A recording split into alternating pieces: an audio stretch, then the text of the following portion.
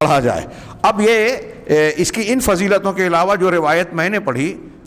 صحیح مسلم کی، حضرت ابو ہریرہ رضی اللہ تعالیٰ عنہ کہتے ہیں، اس روایت اور اس کی تھوڑی سی تشریح پر آپ غور کیجئے۔ اللہ کے رسول صلی اللہ علیہ وسلم نے فرمایا کہ قل هو اللہ احد تعدل ثلث القرآن۔ یہ صحیح مسلم کی روایت ہے۔ حدیث کی دوسری کتابوں میں بھی مختلف الفاظ سے یہ بات موجود ہے کہ آپ کا فرمان ہے کہ قل هو اللہ احد یعنی سورہ اخلاص تعدل ثلث القرآن، یہ 1/3 قرآن کے برابر ہے، 1/3 قرآن کے برابر ہے۔ اس صورت کی فضیلت میں اللہ کے نبی صلی اللہ علیہ وسلم نے ان الفاظ کے ساتھ بعض دوسری حدیثوں میں وارد ہے کہ آپ نے لوگوں سے کہا کہ تم میں سے کیا کوئی شخص یہ نہیں کر سکتا کہ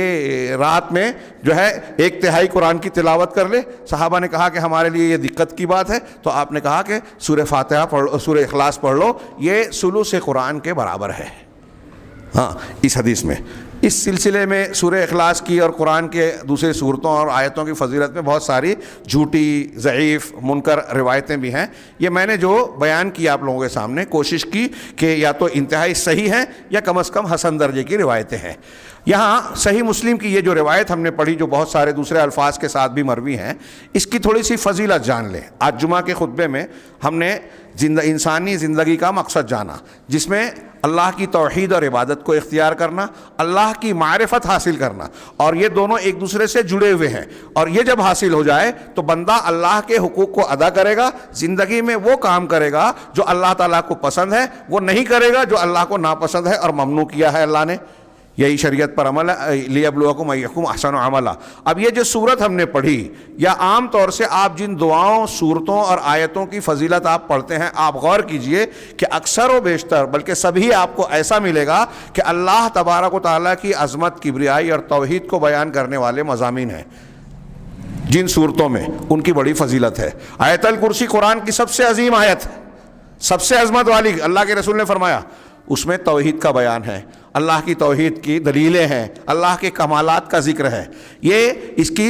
ایک چند جملوں پر مشتمل ہونے کے باوجود اس کو یہ کہا گیا ہے کہ یہ 1/3 قرآن کے برابر ہے، یعنی قرآن کے اگر 3 حصے کیے جائیں پورے قرآن کے تو 1 حصے کے برابر صرف قل هو اللہ احد۔ کیوں یہ فضیلت کیوں ہے؟ یہ اسی وجہ سے کہ یہ رحمان کی صفت ہے، اس میں توحید ہے۔ عبد الرحمن بن ناصر السعدی رحمہ اللہ کہتے ہیں کہ اس حدیث کو کہ قرآن سورہ اخلاص 1/3 قرآن کے برابر کیسے ہے، اس کی توجیح علماء نے بہت سارے اقوال اور تفصیل کے ساتھ کی ہے، جس میں سب سے بہتر توجیح یہ ہے کہ اس سورۃ کریمہ میں جو عظیم الشان معانی ہیں، توحید کے معنی اور ایمان کی بنیاد اور جڑوں کے معنی، ہماری زندگی کے مقصد اور ضروری چیز سے متعلقہ باتیں اس میں جس طریقے سے سمٹی ہوئی ہیں، تو یہ تمام مقامات جلیلہ قرآن مجید میں پھیلے ہوئے ہیں۔ قرآن مجید کے 1/3 مضامین اس پر مشتمل ہے۔ چنانچہ آپ قرآن کو دیکھیے، پورا قرآن پڑھیے، قرآن میں یا تو اللہ تعالیٰ کے شرعی احکام ہیں، یہ کرو یہ مت کرو، عبادت کرو، نماز پڑھو، زکوٰۃ دو، نماز کے احکام، زکوٰۃ کے احکام، حج سے متعلق، روزے سے متعلق، جہاد سے متعلق، صدقہ و خیرات سے متعلق، انفاق سے متعلق، طلاق اور دوسرے معاملات، یہ عبادات ہوئی۔ معاملات سے متعلق ظاہری اور باطنی احکام شرعیہ کا ایک حصہ بیان کیا گیا ہے قرآن میں۔ پورے قرآن میں اگر احکامات اور معاملات و عبادات کو الگ کریں تو سمجھ لیجئے لگ بھگ 1/3 ہو جائے گا۔ دوسرا، قرآن مجید میں پچھلی امتوں اور آنے والے زمانے، یعنی جو لوگ گزر چکے، حضرت آدم علیہ السلام، نوح علیہ السلام، قوم فرعون، قوم عاد، قوم ثمود، ان کے واقعات اور قصے، اور مستقبل میں کیا ہونے والا ہے، جنت، جہنم، میدان محشر، آخرت، قبر، ان کا بیان۔ تو ماضی اور حال، ماضی میں اور مستقبل میں لوگوں کے حالات کیا رہے ہیں اور کیا ہوں گے، قرآن کا ایک حصہ اس کو بیان کرتا ہے کہ فلاں نبی آئے، ان کے مخالفین نے ایسا ایسا کیا، ان کا انجام یہ ہوا، انبیاء کا نتیجہ یہ نکلا، اور آخرت میں ان کا یہ ہونے والا ہے، یہ ایک جنت میں جائیں گے، ایک جہنم میں، جنت میں یہ حالات ہوں گے، جہنم میں یہ جو ہے عذاب اور سزاؤں کی شکلیں ہوگی۔ یہ تفصیلات قرآن کا ایک حصہ ہے۔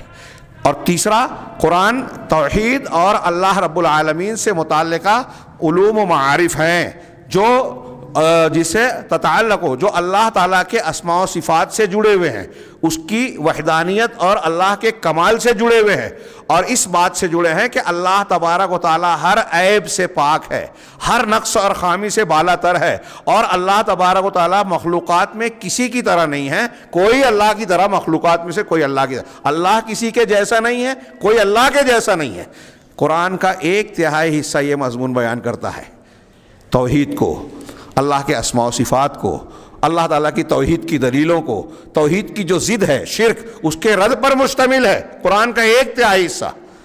تو اب یہ قرآن کے جو 3 حصے کیے، ایک حصہ احکام و مسائل ہیں، ایک حصہ خبریں ہیں ماضی کی اور مستقبل کی، اور ایک حصہ اللہ کی توحید اور اس سے متعلقہ باتوں پر ہے۔